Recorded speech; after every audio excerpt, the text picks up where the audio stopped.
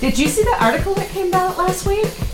I was amazed that there are 25% less women in C-suite positions as CEOs of Fortune 500 companies. 25%? Do you know how many women that are? How many?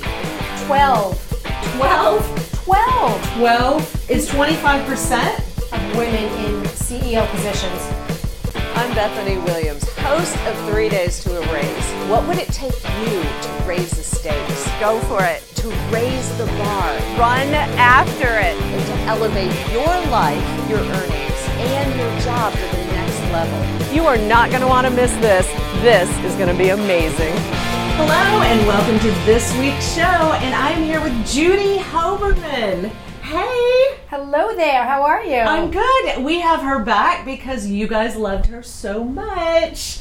Judy is president of Selling in a Skirt. She's also president of Walking on the Glass Floor, and she's an executive coach. She's a consultant. She is an all-around amazing woman that helps women get into sales positions, women get into leadership positions, and she has a new book out that we're going to talk about in this session. I am super excited to talk about everything with you, Bethany, and glad to be back again. Right?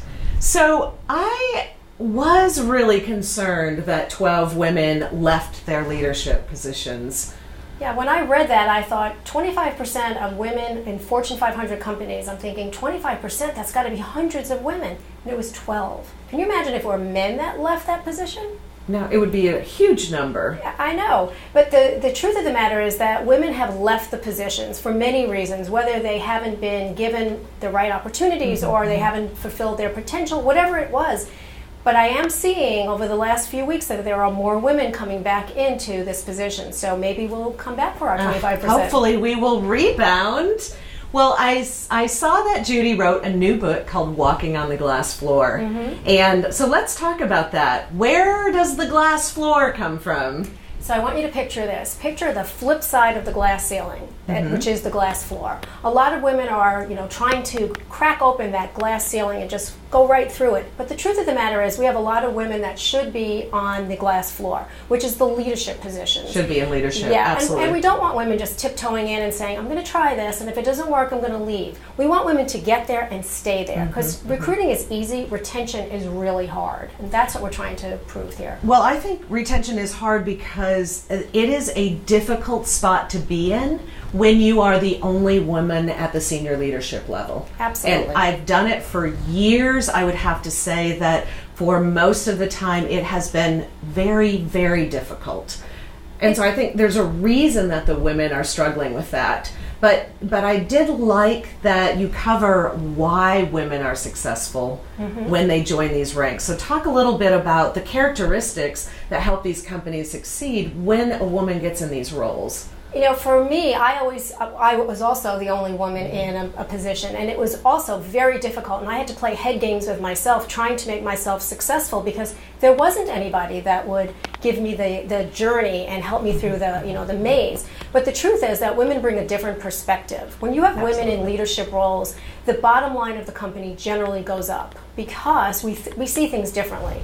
Women have qualities that I call the essential qualities of leadership, and it could be generosity or courage or resilience or communication, which many women don't even believe are leadership qualities, or else we push them down because we've been told that's not really leadership. Right. And we try to make the women like the guys, don't we? We don't recognize that difference in opinion, that different perspective, that, as you call the soft skills, are really what bolsters up the team and helps them lead differently. Yeah, because the truth of the matter is we all need our hard technical skills. You have to have some of those, and that's what really is going to get you the position.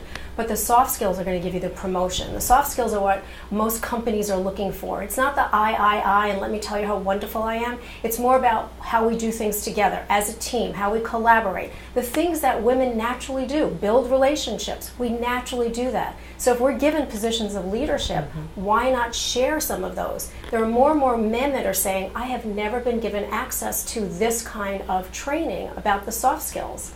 So here we are. What pieces of advice would you give women that want to walk on the glass floor, that want to move forward and are ready for that next step but don't really know how to maneuver it? First, I would say look for the opportunity, because the opportunities are usually right in front of you, and sometimes you don't even know that they really are opportunities. The second thing I would say is find a mentor. Now, if there's no women that are going to mentor you, which is what happened to me, there are plenty of men that will mentor you and show you what is available. So let's walk through what that sounds like. You go to a gentleman you want to mentor you, and what would you say? I would say whatever, I would know his strengths, and I would say, how do you do this so well? I would like to learn that. Will you help me? If he says no, then he's not the right person anyway. But if he says yes, he's going to want to show you why he does this, whatever this is, so well. Why wouldn't he want to show it to you? You're not a threat to him. That's the point. You're somebody that can make his position even stronger. And the best leaders are the ones that promote themselves right out of their position. Right. Well, I think as women, sometimes we spend more time complaining or talking about how much we don't like things rather than asking that person to teach us. So our focus is on what we'd like to change, not necessarily how we can contribute.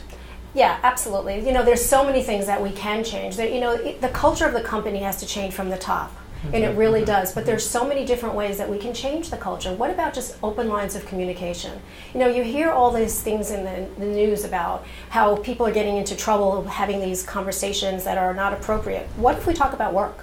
How about if we just talk about work? Let's keep things professional. Talk about the things that are important. How do we make the company stronger? How do we make the company better? How do we boost the bottom line? How do we help people that aren't being heard get their opinions out? Exactly. Have you ever sat in a meeting and noticed that someone, they want to talk and no one lets them? And the leaders at the table, and this is one of those softer skills, the leaders at the table don't say, you know, Susan, it looks like you want to say something. Yeah. And they don't kind of invite that inclusiveness, because inclusiveness is a skill that is more of a softer skill. Absolutely. I will tell you, the very first board meeting that I was at, I was a table of all men and me. And I remember having my pad out and making tick marks as to who was speaking and how often they would speak. And I knew by the time the clock got to 45 minutes, if I hadn't said something, I was going to say something. But it had to be important. It couldn't just be, oh, I like this or whatever. And so I did. I said the first thing, and people saw it, wow, that was a really good idea. And I thought, well, I don't need to do this anymore, because what I have to say is important. And I think that's part of it. You don't want to look silly. You don't want to look like you don't know what you're talking about. So a lot of times you just don't speak. You don't speak, right. I follow the Catalyst organization, the catalyst.org, and they come up with some amazing tips as well. But I want the audience to know all about your book. So I want you to talk a little bit about Walking on the Glass Floor and what encouraged you to write this and how you got from, and this is a lot of amazing information. Yeah. So talk about how you started on this journey and what prompted the book. Most of my books and most of the things that I do are all about sales. And it's all about the differences between men and women. Well, what happens when a woman gets to that next level? And then I thought, well, I had trouble navigating that system, so what if I can help other women do that? So the book came out. The book was actually part of my radio show. A lot of the monologues were all about women in leadership. So we sat down and we put them together, and we thought there were 7 buckets that kept coming up and kept coming up, and those were the 7 qualities. And the book has so many different exercises and case studies and room in the margin for you to put different notes. And it's really more about a workbook. It's really more of a progression in learning. And I love that. It's so awesome. And there's a foundation attached to it, so we're able to help the underserved and the underprivileged who can't afford a trainer, who can't afford a coach. So proceeds from the book, they're going to the foundation, so we can actually help other companies and foundations and scholarships as well. So you need to grab Walking on the Glass Floor. And, Judy, what I've always loved about you is you really want to see women succeed. Oh, my goodness. You really want to pull them up from wherever they are. We want more women in executive leadership, and you have a very similar passion to mine. Absolutely. And I love that. So get yourself a copy of this amazing book, and we want you to step into that leadership role. And men, there's a role for you as well. We need you to pull the women up. Absolutely. Pull them up onto the glass floor and it's be their champion and support them absolutely along the way. Encourage them to speak. Encourage them to take the positions and show them opportunities that are available to right them. in front of their face. Absolutely, and I think that's really important. I'm glad you said that, because men are equally as important on the glass floor. We need the men to mentor us. We need the men to advocate for us, and we need the men to champion us. And so, 25% of women that left was only 12, so there has to be men in that position that can help women get into it. So pull us up. We're counting on it. Thank you, Judy. Thank you for joining us again. And we are looking forward to more pieces of advice.